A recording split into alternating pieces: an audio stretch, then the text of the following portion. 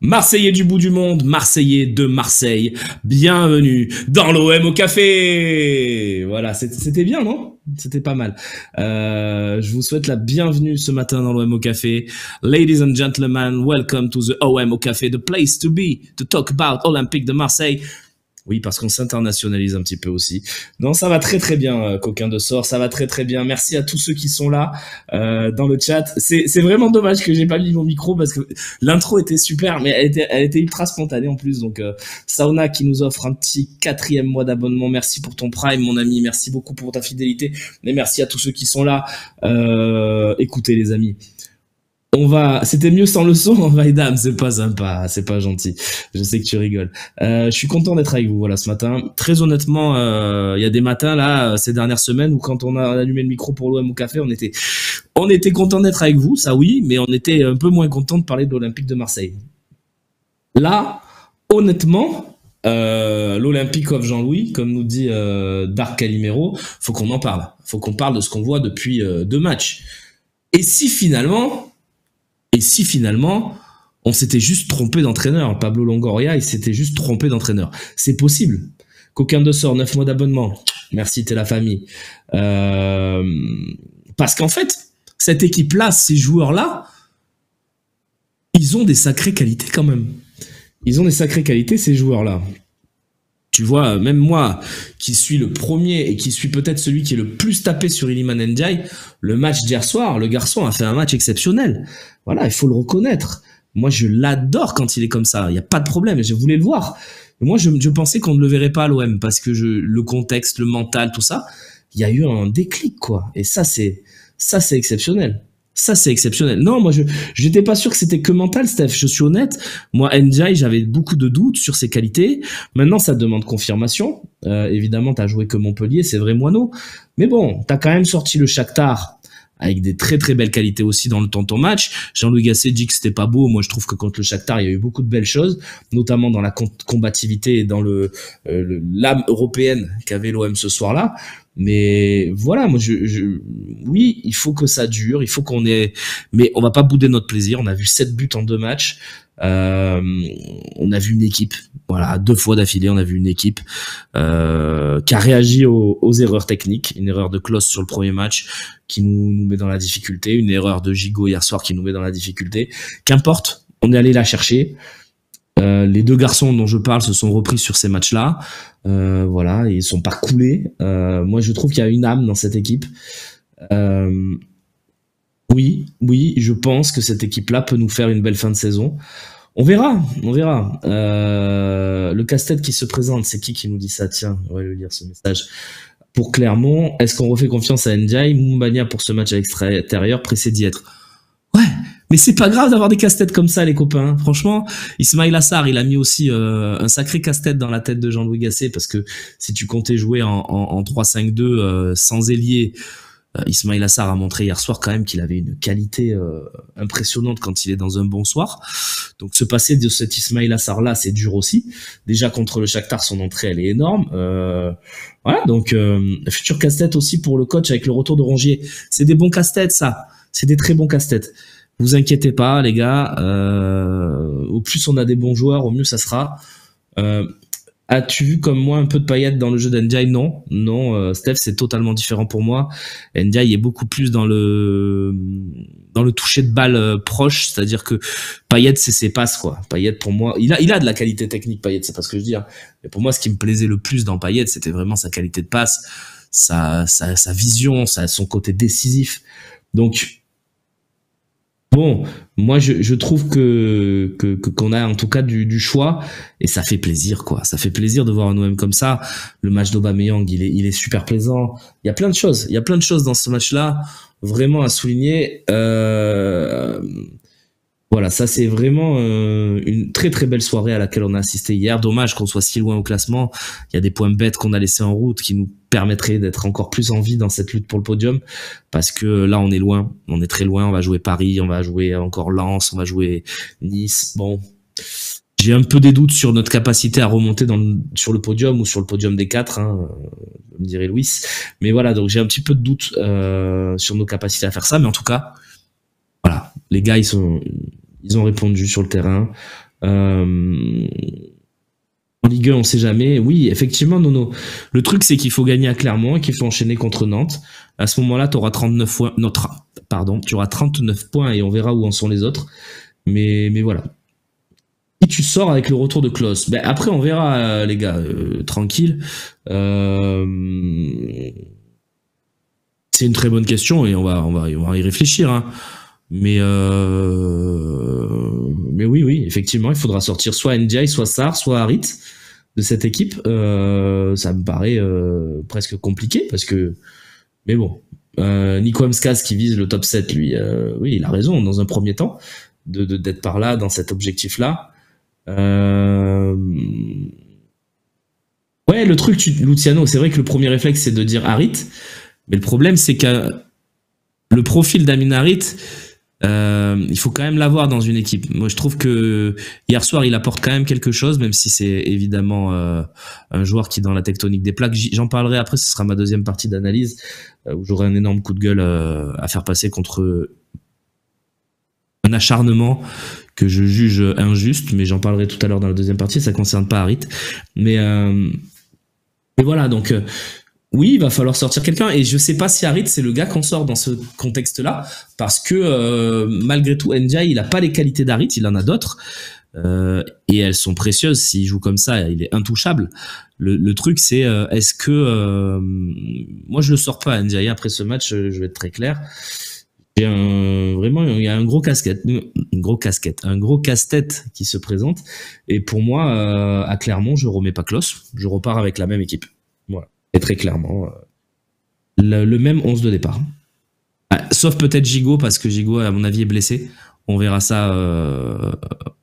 Alors peut-être que du coup, tu lèves Gigot pour mettre Mbemba dans l'axe, mais ça me gêne parce qu'Mbemba, il m'a tellement plu, ce poste de stopper latéral droit, un peu hybride. Mais tu lèves Gigot pour mettre peut-être Klose. Voilà, je sais pas. Pourquoi Moumbagna n'est pas rentré contre Montpellier? C'est juste une question de match. Une question de gestion de match, c'est-à-dire, je vais essayer de le décrypter parce que c'est intéressant comme question, Marc. Non, c'est pas Marc qui pose cette question. Marc, il y a juste un mec exceptionnel qui a pris 39 mois d'abonnement. Merci à toi, Marc. Et merci pour nos échanges sur MyPhocéen. MyPhocéen qui est le Phocéen sans pub, vous le savez, où vous pouvez nous parler directement, avoir des débats avec nous. C'est vraiment super bien, franchement, c'est cool. On va en parler, t'inquiète Patoche, t'inquiète pas. Pourquoi Moumbagna n'est pas rentré? Premier changement. Alors, en conf d'après-match, Gasset nous a dit qu'il y avait des joueurs un peu limites physiquement avec risque de blessure, et il a cité Kondogbia et Merlin. Donc tu te dis 64e, après le 3e but, on sort Kondogbia et Merlin, on fait rentrer Garcia et Gay, qui semblent être leur doublure naturelle, hein, finalement. Moi, ça me paraît très logique comme changement. Qu'est-ce qu'on fait d'autre comme changement hier? À la 81e, c'est Unai qui rentre avec Onana. Qui sort à ce moment-là? Il sort Vertou. Match, et c'est très bien parce que Vertou, il faut le faire souffler aussi. Et il sort Ndiaye qui était pas forcément le gars à sortir sur ce match, mais il fait ce choix-là, il se dit voilà, je vais lui faire une petite ovation au Vélodrome. Peut-être que pour le mental, ça lui a fait du bien aussi. Donc il sort Vertou et Ndiaye. Voilà, donc, et sur ces changements-là, pourquoi il fait pas rentrer Moumbagna? Il se dit voilà, Montpellier a fait rentrer un attaquant en plus, je vais mettre mon petit Onana en plus dans le cœur du jeu pour apporter un peu de stabilité, pour empêcher Montpellier de redevenir dangereux. Donc je trouve que c'était plutôt malin de la part de Jean-Louis Gasset, parce qu'il te restait quand même Harit, Aubameyang et Sarr pour peser sur l'équipe adverse. Donc au final, tu restais dangereux. C'est ce qu'on a vu d'ailleurs avec cette ouverture d'Onana magnifique pour le 4e but sur le centre de Sarr. Et le dernier changement, c'est Gigot qui est blessé, et donc tu fais rentrer Meïté. Donc au final, en fait, c'est pas qu'il a pas voulu faire rentrer Moumbagna, c'est que le match, elle lui a dicté ces changements-là. Les états physiques de Kondogbia, Merlin, Vertou lui ont dicté ces changements-là. Et les choix de Michel Darzacarian lui ont dicté de faire plutôt Ndiaye Onana que Ndiaye Moumbagna. C'est comme ça que je le lis. Je pense pas qu'il y avait le fait de pas vouloir faire rentrer Moumbagna, je pense que c'est vraiment le match qui a dicté les changements, et je trouve qu'il les a plutôt bien vus. Et l'entrée d'Unai, elle est logique aussi, parce que pour remplacer Vertou dans ce rôle-là, Unai était le plus apte sur le banc à le faire. Alors, moi, Unai, c'est pas ma tasse de thé, vous le savez, mais malgré tout, dans la gestion de groupe, c'est normal que tu fasses rentrer Unai à ce moment-là dans le match. Voilà. Et je rappelle que c'est Gueye qui rentre en premier, hein, c'est pas Unai. Donc, et Unai rentre en même temps qu'Onana. Donc, Unai est au même statut qu'Onana dans l'esprit de Jean-Louis Gasset. Bonne entrée de Pape Gueye, ouais, je suis pas ultra convaincu par son entrée, mais bon. En tout cas, il est pas pénalisant. Il a permis à l'OM de conserver le ballon. Il a fait des bonnes choses. Non, alors là, si hier t'as trouvé que c'était le meilleur match d'Harit depuis qu'il a l'OM, c'est pas du tout mon avis. Harit, il a fait des masterclass avec Igor Tudor. Je sais qu'il y avait peut-être pas assez de stats, mais ces matchs contre le Sporting aller-retour sont exceptionnels. Et je pèse pas mes mots, je le pense. Avant qu'il se blesse contre Monaco, la série de matchs qu'il fait, elle est vraiment très bonne. Et là, depuis son retour de blessure, je trouve que le premier mois qu'il fait avec Gattuso, il est aussi au-dessus de ce qu'il a fait sur le match d'hier. Voilà, donc je suis pas d'accord. Je pense qu'Harit peut mieux faire. Dans la finition, c'est catastrophique. On est d'accord aussi, OM. Maintenant, sur Harit, juste retenons quand même que cette saison, il est à 8 passes décisives. Alors moi, le TSH que Seb et ses invités ont instauré sur le talk. Si j'ai l'occasion d'en parler ce soir, j'en parlerai parce que je suis invité de cette belle émission avec le plus grand plaisir. Voilà, moi c'est la fameuse tectonique des plaques que j'évoquais il y a quelques jours sur les joueurs qu'on a dans le pif. En fait, quand on est supporter de l'OM, et je l'ai remarqué parce que ça fait 30 ans que je suis de ce côté-là, hein, j'étais supporter, je suis journaliste, j'essaie d'analyser le truc, mais je reste supporter. Alors j'ai pas dit que j'avais pas aimé Harit hier soir. Je dis qu'il fait un match très correct et que il fait pas du tout tâche dans l'équipe, bien au contraire. Il apporte des choses, il provoque des coups francs, il obtient des fautes, des cartons. Il fait des très bonnes choses. Il rate cette finition à un moment qu'il doit mettre au fond. Bon, ok. Moi, franchement, je m'attendais pas à une telle saison d'Harit après les croisés, donc quoi qu'il arrive, je serai pas critique sur sa saison. Par contre, s'il est toujours à l'OM la saison prochaine, va falloir qu'il redevienne un peu plus game changer. Voilà. On va en parler de Gigot après, les copains. C'est ma deuxième partie. C'est vraiment, ça sera mon coup de gueule. Voilà. Ne vous inquiétez pas. J'enlève qui dans l'équipe au retour de Rongier? On verra, là aussi c'est pareil. Peut-être qu'au moment où Rongier va revenir, Kondogbia sera suspendu, Vertou aura une gêne à la cuisse. On verra, et peut-être pas, et peut-être qu'ils vont tourner tous les trois, un coup l'un, un coup l'autre. On a vu que Kondogbia pouvait peut-être pas enchaîner. Tu peux faire Vertou Rongier sur certains matchs, puis passer avec Kondogbia Rongier, Vertou Kondogbia. Y a pas de problème, Au contraire. Avec la rentrée alors, juste sur Gueye, les gars, ce que j'ai dit aussi dans la troisième mi-temps, Longoria a perdu de la crédibilité sur l'entrée de Gueye. Non, je suis pas d'accord avec ça non plus. Longoria n'a à aucun moment dit Gueye ne portera plus le maillot de l'Olympique de Marseille. Ce que Longoria, il a dit à 2 jours de la fin du mercato, c'est on va tout faire pour le faire partir. Voilà, on va tout faire. Il a raté, il n'a pas réussi à le faire partir. Ça devait être difficile à mon avis. Mais à aucun moment, il a dit Pape Gueye ne portera plus le maillot de l'OM. Donc, et ce qu'il faut savoir, c'est que Gueye est rentré blessé de la canne. C'est pas une blessure diplomatique. Alors peut-être, comme je l'ai dit, qu'il a fait un peu tirer parce qu'il voulait pas revenir avec Gattuso, que Gattuso en voulait pas, que ça rangeait un peu tout le monde, donc on l'a laissé un peu au frigo. Là, Gasset arrive et dit, mais il est où, Pape Gueye? Il est là, il est en train de récupérer de sa blessure. Accélérez-moi la récupération, j'en ai besoin. Pape Gueye, il voit que Gasset compte sur lui, il y a des discussions. Oups, pardon, ça va, vous m'entendez toujours? Vraiment une belle émission avec mon micro. Donc voilà, on se retrouve à ce que Pape Gueye joue, mais moi je trouve qu'il y a personne qui perd la figure. C'est dommage, voilà, qu'on n'ait pas réussi à le vendre au dernier moment ou en Turquie avant le 7 février. Mais c'est comme ça. Et puis Pape Gueye va peut-être nous faire du bien sur la deuxième partie de saison. Donc voilà. Et puis ouais, Iliman, qu'est-ce qui s'est passé? Gasset lui a-t-il remis la tête à l'endroit? Chapeau Jean-Louis. Moi j'ai pas d'autre mot à dire. Voilà. On l'avait déjà vu hein, dans une position axiale Ndiaye, qu'avec Marcelino, c'était pas bon. Il y avait rien. On l'avait vu aussi avec Gattuso pendant le mois de décembre en relais avec Vitinha. C'était pas terrible non plus. C'était bien. C'était correct. Son match clairement, et celui contre Montpellier, justement, c'était correct. Mais là, on a atteint un niveau qu'on n'avait jamais vu atteindre à l'OM. Quand à la fin, il dit c'est peut-être un de mes meilleurs matchs à l'OM, c'est ton meilleur match, garçon. T'en as fait qu'un. Voilà, t'en as fait qu'un de bon. Donc, c'est vraiment son meilleur match. Donc, bravo à lui. Ça demande confirmation, évidemment. Tactiquement, hier soir, je sais pas si on a évolué dans un 4-4-2. C'est très compliqué. Tactiquement, pour moi, hier, on avait un truc très asymétrique avec, en fait, une équipe qui défendait en 4-2-3-1 avec Sarr à droite, Harit à gauche et Ndiaye Aubameyang sur les phases de pressing axiaux et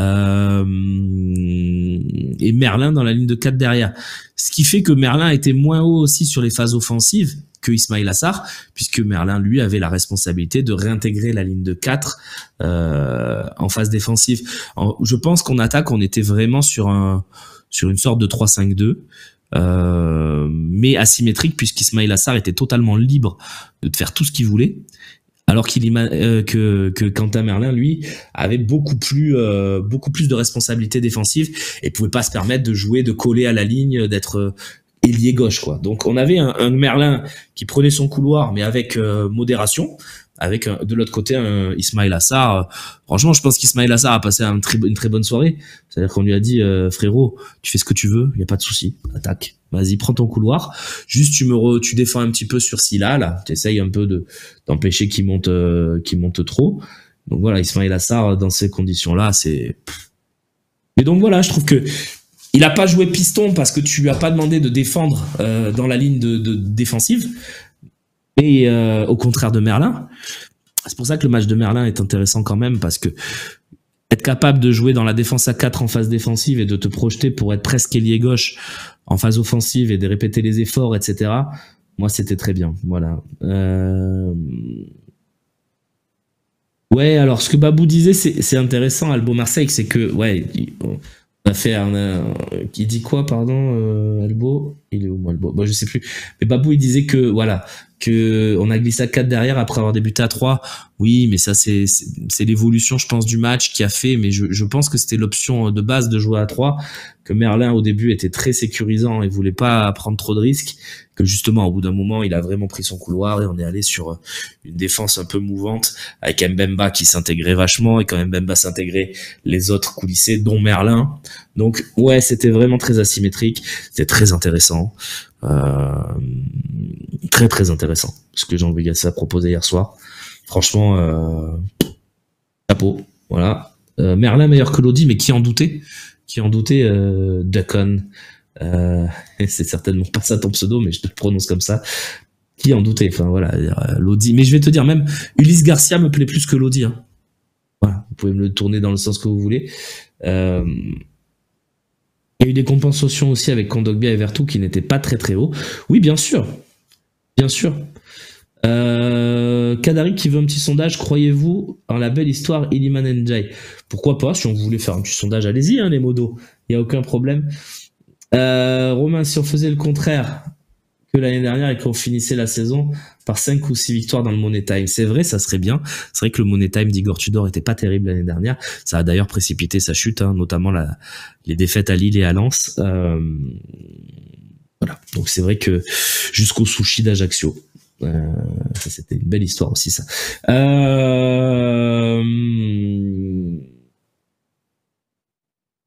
Ulysse Garcia est complètement perdu, même lui est surpris d'être là. Je pense qu'il va vous surprendre. Nino Niup. Je pense qu'il va vous surprendre et qu'il est vraiment pas aussi nul que vous pensez. Ulysse Garcia, il a des qualités qui, à mon avis, vont être intéressantes, notamment dans les centres. Je crois qu'on marque un but sur un de ses centres récemment. Moi, je suis plutôt positif. Je trouve que c'est une belle doublure. C'est un peu comme Murillo. Tu vois, quand il arrive, on se dit, oh lolo, Murillo, mec d'Anderlecht, pas terrible. Moi, je suis très content de nos doublures au poste des latéraux. Juste, je suis un peu inquiet parce que Jean-Louis Gasset, à la fin du match, il nous dit, de toute façon, dans l'effectif, j'ai qu'un arrière droit. Non, frérot, t'as Murillo aussi, papy. Papy Jean-Louis. Non, mais il faut qu'il pense qu'il a Murillo aussi. C'est vrai qu'il dans son analyse, il a complètement oublié Murillo. Mais ouais, moi, j'oublie pas qu'on a Murillo et qu'on a une bonne doublure à droite, voilà. Donc, Il reviendra Ulysse, mais c'est très bon ça, Nono, c'est vrai. Excellent, effectivement. Est-ce qu'on n'est pas meilleur sans Klaus, me dit Alfrag. Oui, alors on a été très bon avec Klaus aussi, donc c'est compliqué. C'est compliqué. Oui, je sais que c'était à l'instant T, mais la façon dont il l'a dit, c'était vraiment... J'étais pas sûr qu'il comptait, enfin qu'il l'avait compté dans ses plans, quoi. Ou alors il est bien blessé, beaucoup plus qu'on pense, et voilà, faudrait qu'on enquête là-dessus d'ailleurs. Tiens, vous avez un petit sondage. Belle promesse ou feu de paille. Oh, bon, on va tous voter belle promesse là-dessus. Promesse ou feu de paille. On verra, on va voir. Mais en tout cas, moi qui suis vraiment, qui a été le plus ardent critique sur Iliman Ndiaye, je m'incline. Très très bon match. Franchement, bravo. Un match de cette qualité, tu peux que faire quelque chose de positif sur Iliman Ndiaye. Et je vais pousser un petit coup de gueule. Qu'est-ce qu'il faut qu'il fasse, mes amis de l'équipe, pour avoir plus que 7? Parce que mettre 7 à Iliman Ndiaye sur le match d'hier, bon, ça va se voir que vous nous avez dans le nez à un moment donné. Impossible de mettre 7 à Iliman Ndiaye sur le match d'hier. C'est impossible. Voilà. Mais ça, c'est un autre sujet. Je pense que c'est... on n'est pas loin du scandale. Mais bon. De toute façon, l'OM est très sous-noté dans l'équipe depuis de nombreuses années. Ça risque pas de changer. Mais voilà. Oui, c'est 8. Ils ont mis 8 à Aubameyang par contre. Exactement. Mais juste... sur les notations de l'équipe, les critères de l'équipe, tout ça, c'est 8, Iliman Ndiaye hier. Il marque un but, il provoque un péno, il est excellent dans tout le match. Non, je pense pas qu'Aubame mérite 9 non plus, Nico. Aubame, il met 2 buts, il fait un tapin qu'il faut mettre, hein, puisque Vitinha l'avait pas mis, lui. Et un penalty. Son match est pas extraordinaire, et même s'il y a une débauche d'énergie, c'est 8. C'est bien 8 déjà, je trouve, pour Aubameyang. Pour moi, Ndiaye mérite une meilleure note qu'Aubameyang sur le match d'hier, hein, franchement.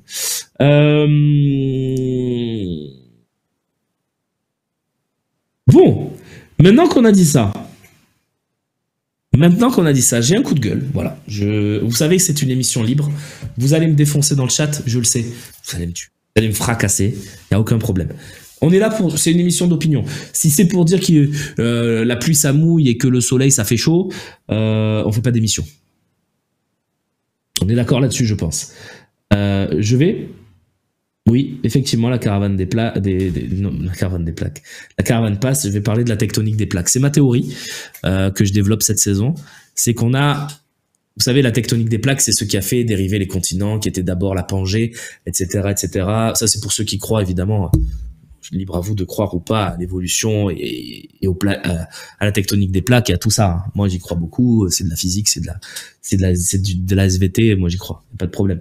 Mais donc, c'est ce qui a fait déplacer tu vois, l'Afrique était au-dessus, elle est passée en dessous. Moi, je pense qu'il y a une tectonique des plaques dans notre analyse des joueurs qu'on aime et qu'on n'aime pas à l'OM. Alors, je m'explique. La Terre est plate. Takahura. Là aussi, libre à vous, il n'y a pas de souci, les gars. Et bravo pour les Mino Gambardella, merci romancier. Et si vous voulez, on en parle à la fin de l'émission aussi, ça c'est bien, c'est très très bien comme sujet. La tectonique, c'est une musique aussi, effectivement, bien vu, Nico. Donc, c'est-à-dire qu'il y a des joueurs, Gigot par exemple, voilà, on va parler de Gigot parce que Gigot, il s'est déplacé, tu vois, il était tout en haut, et il y a un mouvement là en ce moment. Ça fait 2 fois que j'écoute RMC, 2 fois qu'il y a un auditeur qui appelle, qui le crépit.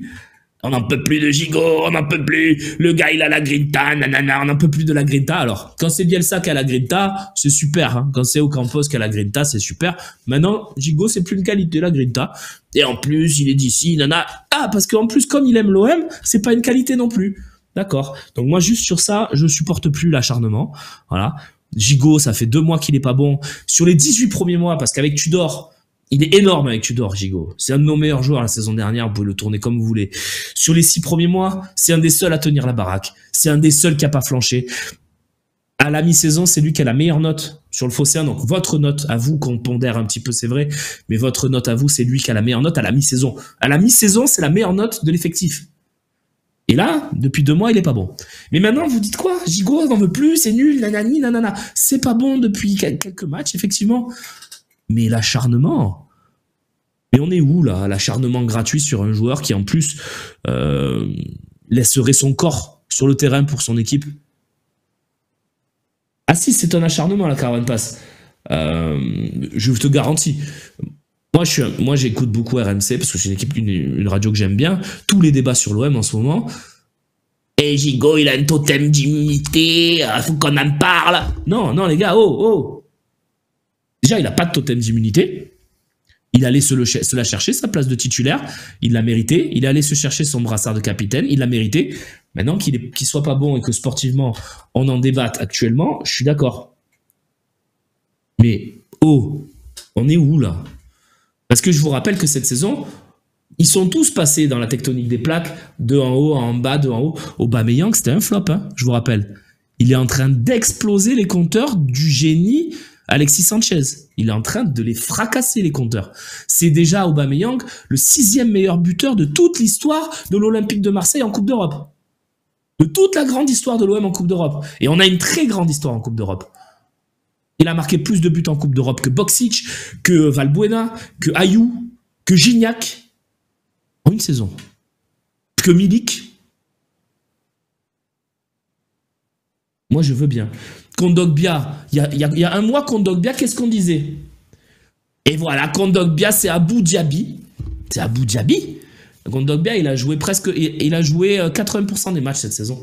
Parce que comme il a été blessé un peu et qu'il revenait pas bien et que le pauvre, il a serré les dents pendant la CAN parce qu'il n'y avait personne d'autre. C'était soit Kondogbia, soit Nadir Ounahi. Donc Kondogbia, on l'a fait jouer. Qu'est-ce qu'on disait pas sur Kondogbia? Vertou, quand il a signé, on n'en veut pas, nanani, nanana, parce que pour sa femme, machin. Qu'est-ce qu'on disait pas? Rongier. Vous allez voir, maintenant qu'il est blessé, l'OM, ça va être le festival. Pff, on a plongé. On les a tous fait.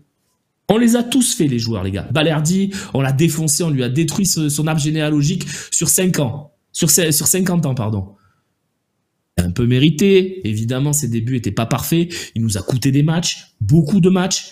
Cette saison, il est exceptionnel, Balerdi. Donc, les gars ont le droit de progresser. Et tous sont passés dans l'œil du cyclone.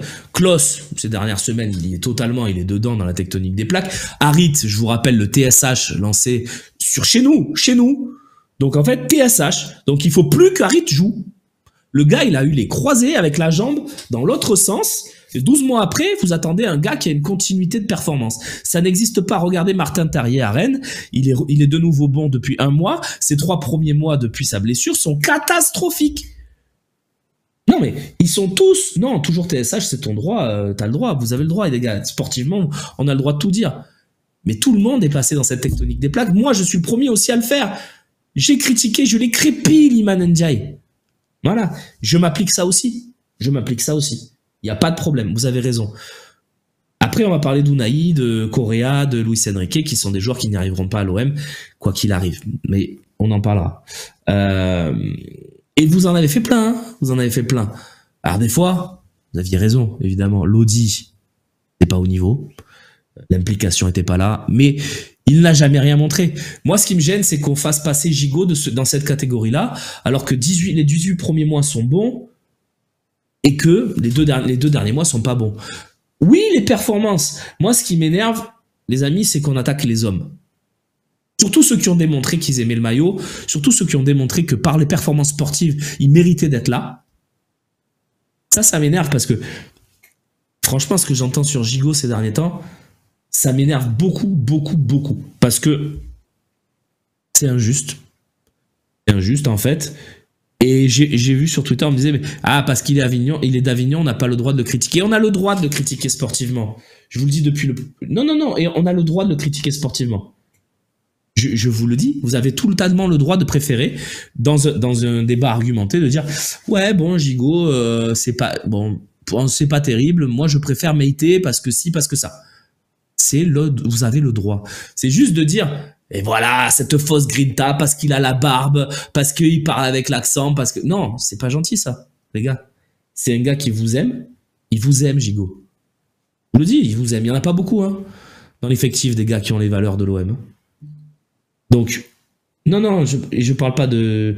Je parle des auditeurs, moi, parce que je vois Bébé Arden qui l'attaque. Les auditeurs d'RMC qui appellent les supporters de l'OM. Donc, Et je précise, effectivement, Marine a raison de me le dire, qu'il a été scandé aux Winners et aux Ultras hier, et ça me fait bien plaisir. Parce que c'est pas parce qu'il fait un match dégueulasse où il fait coûte un but qu'il faut oublier. Moi, Et mettez Meïté, vous verrez qu'il fera aussi des boulettes.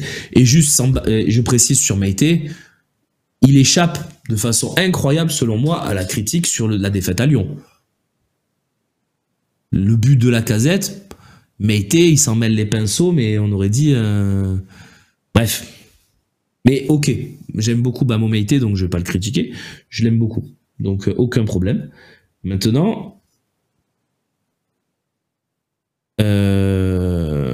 j'avais envie de dire ça parce que déjà ça me montait beaucoup la colère par rapport à ça, parce que de tout temps on a besoin d'avoir des joueurs dans le nez, c'est culturel, hein, on l'a toujours eu, mais j'aime pas qu'on attaque les hommes, surtout ceux qui ont prouvé à l'OM. Moi c'est ça ce qui m'énerve. Quand un mec a prouvé à l'OM et est un peu dans le dur, bah justement il faut peut-être aussi l'accompagner. Bah, Gigot, peut-être aussi qu'en ce moment il est pas bien. Tu sais pas. Voilà, on sait pas. D'accord. Donc, et peut-être que sportivement il mérite d'être sur le banc au prochain match. Il y a pas de problème. Il y a pas de problème. J'ai aucun problème avec ça. Et peut-être même que sportivement il mérite d'être transféré en fin de saison. Il y a pas de problème. Et attaquer un mec parce que maintenant ça devient un problème qu'il soit d'ici, qu'il ait la barbe de gladiator, de 300, là, des Spartiates, et qu'il ait de la grinta, et qu'il mette de l'impact dans les duels, ça devient un problème. Bah non, c'est une putain de qualité, les gars. C'est une super qualité. Je suis désolé. Et Gigot, dans la défense à 3 de Tudor, il nous a porté très haut. Hein. Je pense qu'on oublie certains matchs.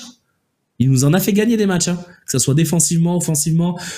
Je me souviens d'un match, je crois que c'est contre Nantes, il fait un débordement, un centre en retrait dans les pieds d'un attaquant qui marque. Gigot, il a fait des trucs. Juste sur ça, moi, je peux plus entendre des trucs. Bon, après, sportivement, encore une fois, on a totalement le droit. Mais de dire... Et même, le seul problème de Gigot, c'est ses cartons idiots. Lesquels? Quel prend des jaunes? Bah ouais, il prend des jaunes. C'est comme ça. Bon...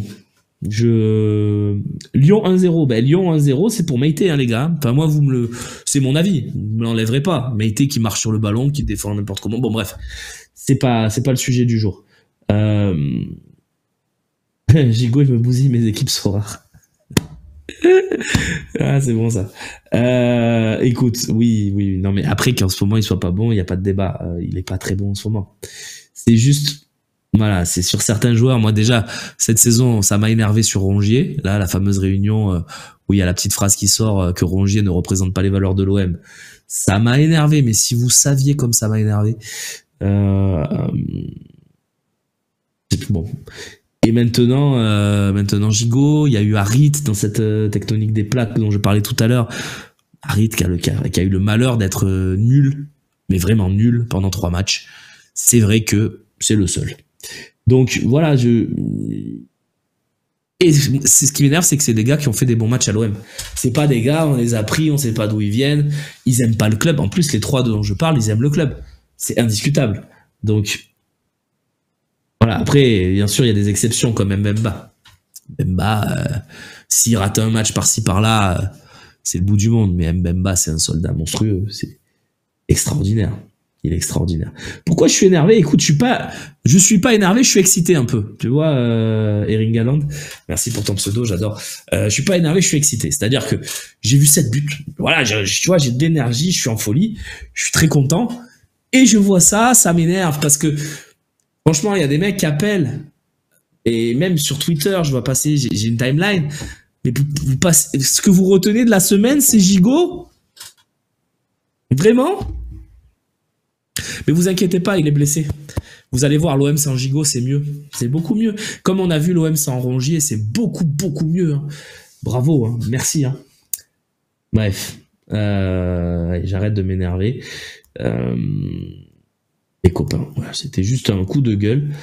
Sur Rongier, c'était une minorité. Oui, oui, attention, la minorité, elle était quand même importante. Hein. Ouais, voilà, Rongier, ben on va voir un peu. Peut-être que Kondogbia Vertou, ça sera mieux. Peut-être que c'est mieux. Sauf que Kondogbia Vertou, tu les avais vu pas beaucoup ensemble, hein, parce qu'un coup c'était l'un, un coup c'était l'autre. Donc Romain appelle RMC. Non, mais écoute, figure-toi que avant, à l'époque, il y a une quinzaine d'années, quand j'étais jeune supporter, je passais souvent dans leurs émissions. Voilà. Mais bon, depuis que je suis devenu journaliste, ils m'appelaient souvent pour, je leur disais non, je peux pas. Voilà, je suis confrère avec vous, j'ai pas trop envie. Mais moi, j'avais vraiment envie d'être dans ces débats-là, et s'ils veulent m'inviter, c'est avec plaisir. En tant que journaliste, mais pas supporter, je peux plus ça. Effectivement, ça, on a les références, c'est vrai. C'est vrai qu'il m'appelait aussi pour le basket féminin, je sais pas pourquoi. J'ai jamais su pourquoi. Mais c'est pas grave, hein, je donnais des analyses, hein. On essayait, hein. Qui étaient moins bonnes que sur le foot, hein, bien sûr. Mais voilà, donc non, au contraire, c'est moi qui me suis auto-blacklisté Albo Marseille. Parce que je pense que c'est pas ma place, et c'est vrai que si... Ah oui, c'est juste OM, je te le confirme. Alors, oui et non. La question, c'est vrai que c'est RMC qui appelle les auditeurs habituels plutôt que l'inverse. Oui et non. C'est-à-dire qu'ils ont toujours leur 32-16 là pour appeler. De temps en temps, ils prennent des auditeurs qui appellent, mais ils contactent aussi des auditeurs qu'ils aiment bien, tu vois, le fameux Mousse là qui est... Alors, Mousse, je te lance un appel. Si t'es là, viens, on va débattre. Connecte-toi un jour à l'OM au café, on te met une webcam, on fait ce qu'il faut. Faut qu'on parle, Mousse. Pas possible. Bref, parce que tu joues contre ton club, hein, Mousse. Choukri aussi, il est pas mal aussi, Choukri. Et donc, il y avait Najette, c'est Najette qu'on a rencontré comme ça, parce qu'elle faisait beaucoup d'interventions. Et en fait, ils ont leur listing de 4-5 auditeurs. Il y a Hamza Sandwich aussi, qui intervient dans le Moscato Show, qui est très bon, Hamza, par contre, aucun problème avec lui. Très rigolo, Hamza. Et donc, ils appellent leur auditeur vedette. Voilà, il faut le dire. Par contre, ils ouvrent quand même aussi aux auditeurs qui appellent, c'est vrai aussi. Voilà. Donc, voilà, je vous le dis parce que je le sais, puisque moi, il m'appelait. Donc ça a pas dû changer, et je pense que Mousse il l'appelle. Dis vas-y Mousse, on a besoin un peu que tu... Oui, on a un peu honte, un petit peu honte de ces gens-là, mais il y a pas que, hein, il y en a d'autres, hein, qui ont des prénoms dont on se rappelle moins, mais qui passent souvent. Là. Mousse, je le connais, très gentil, mais en analyse foot. ouais, écoute. Mais rien de personnel, hein, mais franchement, voilà, les auditeurs... Et c'est ces gens-là qui appellent et qui crépissent les gigots, les rongiers, les harites, voilà. On a besoin de ça. Au fait, elle devient quoi, Najette? Mais elle a fait un talk avec nous il y a quoi? Il y a 2 semaines, Najette. Faites-vous le replay si vous voulez. Donc, Harit, le cliché du joueur sans stats, a quand même 7 passes décisives et 2 buts. Il peut faire mieux, mais c'est pas dégueu pour un joueur qui revient de blessure. Exactement, Jalen Corso, c'est mon avis. Ah oui, il faut le garder, Mbemba. Oui, si on peut le signer plus que ça encore, faut y aller. Hein. Allez, la Gambardella, on conclut là-dessus. Ça sera ma dernière phrase. Mais que je suis content. Mais qu'est-ce que je suis content. Qu'est-ce que je suis content. C'est génial. Quart de finale de Coupe Gambardella. On a gagné cette coupe qu'une seule fois dans notre histoire. Alors ok, ça sera pas une Coupe de France, ça sera pas un trophée professionnel. Si on arrivait à gagner la Gambardella, les gars, ça serait extraordinaire. Ça serait extraordinaire. Moi, j'ai vécu la campagne avec Bouba Camara, Youssouf Sarri, Lucas Perrin, voilà, une belle génération. Hein. Christopher Roquia. Il y avait d'ailleurs une très belle génération. Et on avait perdu au péno contre Montpellier. Et surtout... J'ai vu le match contre Paris, on a été très bon. Hier, on n'a pas fait un très grand match. C'est comme ça. Ouais, c'est souvent diffusé sur FFF TV, où MPSG était diffusé, et hier, le match contre Le Mans aussi. Donc, je pense que le quart de finale sera sûrement diffusé. Donc, et ce que je tenais à dire, c'est, voilà, hein, c'est une belle réponse aussi à tous ces consultants, à tous ces analystes qui nous disent que le centre de formation ne progresse pas, que si, que là... Voilà, ils progressent peut-être pas comme ils le veulent, c'est-à-dire avec des joueurs du cru, parce que la plupart des joueurs de cette équipe ne viennent pas de Marseille, hein, que ce soit Sternal, Bacola, Il y a Gaël Lafont qui est d'ici et c'est une belle représentation. J'aime bien aussi ce qu'incarne le capitaine derrière. Voilà, donc une équipe super. Leur gardien, il est intéressant. Aboubacar Dosso, il est très intéressant. Voilà, donc mais Dosso, il vient de Paris, par exemple, il vient du PSG. Voilà, donc c'est vrai que ça va peut-être pas dans le sens de ceux qui s'intéressent de près au plateau repas et au paquet de Twix laissés sur les bancs. Mais ça progresse. Cette génération-là, elle est intéressante, très intéressante. Il y a vraiment des bons joueurs. C'est l'ami au milieu, il est bon. Devant, on a bien sûr Bacola, avec Sternal, avec Lafont, ça joue bien. On a un international suisse U17, Corbon, je crois, je suis pas sûr de son nom, je veux pas l'écorcher, mais il y a du talent, quoi. Il y a du talent. Donc oui, Otero est toujours en place, Bika, avec Yann Danielou, ils font du très bon travail. Donc et si vous avez pas aimé ma punchline, c'est pas grave, El Comandante, parce que moi j'ai toujours en travers aussi cette réunion de septembre. Mais ça, on en parlera quand on fera les bilans en fin de saison. Leader de leur groupe en U17 nationaux et U19 nationaux, exactement, Max. Donc voilà, mine de rien, ça progresse. Donc voilà, je salue là le travail sur la formation. Effectivement, c'est pas des Marseillais ou très peu. Il y a Trigano, il y a Lafont qui sont de chez nous. Il y en a peut-être quelques autres que je connais pas forcément bien, ça de très très près non plus. Mais voilà. Donc je trouve que c'est très bien et voilà, peut-être que l'un de ces joueurs-là, deux de ces joueurs-là porteront le maillot de l'OM de façon régulière dans 2-3 ans. Et franchement, c'est important de les garder par contre, parce que si on voit cette belle génération nous filer entre les doigts, ça sera très très dur. Et c'est U19 la Gambardella, les gars, mais nous, on fait jouer des jeunes on les surclasse un petit peu. Ah mais oui, non mais attends, moi quand je dis c'est pas des Marseillais, ça me pose aucun problème. Hein. Au contraire, hein. Moi qui viennent de Suisse comme le petit attaquant, qui viennent de Paris, qui viennent d'où ils veulent. Hein. Il n'y a pas de problème. Hein. Moi il n'y a aucun problème. Et effectivement, on ne naît pas Marseillais, on le devient. C'est une phrase que j'ai déjà entendue. Alors on peut naître Marseillais aussi, puisque moi je suis né Marseillais. Hein, mais je pense que c'est, tu vois, Mbemba pour moi il est Marseillais. Hein. Il est complètement devenu. Donc le tirage c'est jeudi je crois la Gambardella. J'ai pas l'info précise Matt, je suis désolé. Voilà, je voulais juste vous faire tous ces petits points là. C'était important, hein, c'était important à mes yeux d'évoquer tout ça. Déjà le coup de chapeau sur les 20 premières minutes que j'ai fait de notre émission parce que vraiment on a pris un plaisir fou. Je voulais vous parler de Gigot parce que c'est quelque chose qui j'arrive pas à vous comprendre et vraiment c'est je sais pas. Bref, je voulais en parler avec vous. Et oui, le petit coup d'œil sur la Gambardella, c'était important. Merci à vous de le faire. Balerdi, c'est 30 millions.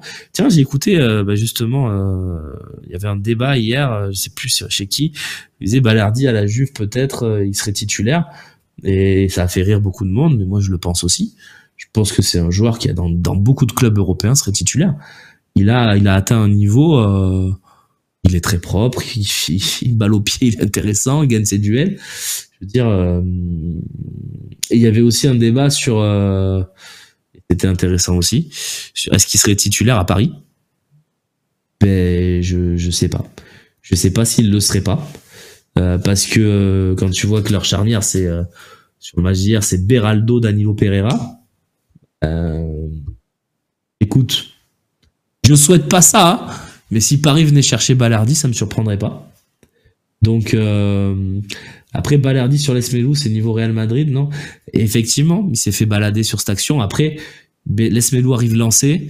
S'il s'engage un peu trop, il peut faire péno. Je pense qu'il s'engage pas aussi pour ça. Donc le but de Brest, je le mets pas vraiment sur Balerdi, même s'il défend pas très bien. Voilà. Njai, j'en ai parlé déjà en première partie d'émission. Je vais pas faire 300 minutes là-dessus. Clairement, Martou Beraldo est pas meilleur que Balerdi. Tu l'emmènes s'il faut. Pas de souci, allez-y, hein, les gars. Mais je pense qu'on se rend pas compte du niveau de Balerdi actuel. Je vois des matchs européens, j'ai regardé un peu de Ligue des Champions. Il y a des défenseurs qui sont moins bons que lui. Hein. Il y a des défenseurs qui sont moins bons que lui. On parlera des dynamiques, on parlera de tout ça. Reviens demain, Mister H. Vraiment, l'émission, elle est finie. Merci pour votre fidélité, les copains. Voilà, je vous souhaite une très belle journée sur le Phocéen, bien sûr. À 18h, le talk. Sébastien Volpe, Maxence Volpe, Mathias Manteghetti, Bibi. À tout à l'heure. Je vous embrasse. Ciao, les amis.